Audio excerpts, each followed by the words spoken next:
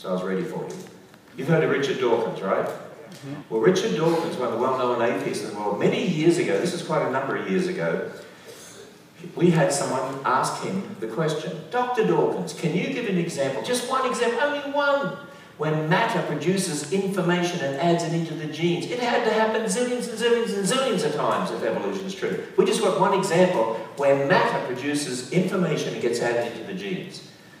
Well, this is an old video, it's a little scratchy, but I want you to listen to Richard Dawkins' answer. It's one of the very rare times where I agree with the atheist Richard Dawkins. Now, you've got to be careful when you go out and say, Ken Ham agrees with Richard Dawkins. Well, I do in this instance. Listen to this. Professor Dawkins, can you give an example of a genetic mutation or an evolutionary process which can be seen to increase the information in the genome?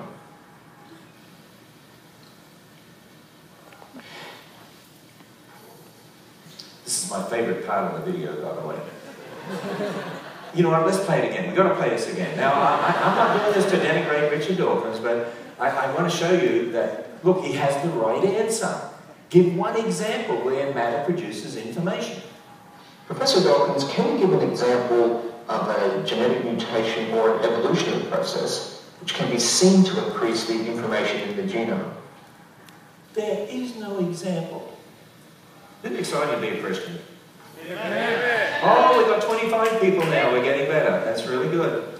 Now, you might say to me, okay, that was a number of years ago. What would he say today?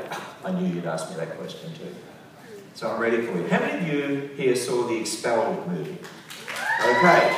A number of you saw the Expelled movie, where Ben Stein interviewed a number of people, but including Richard Dawkins. And it's a movie about how there are people that if they even just want to write on design in a university and that things didn't happen by chance, they'll get fired and so on. That's what happens today. But Ben Stein asked Richard Dawkins a similar sort of question in a different way, but I want you to hear how Richard Dawkins explains how could you get life on Earth, because he knows DNA is a language system and books of information that can't come about by chance. He does know that. So let's see what his answer is.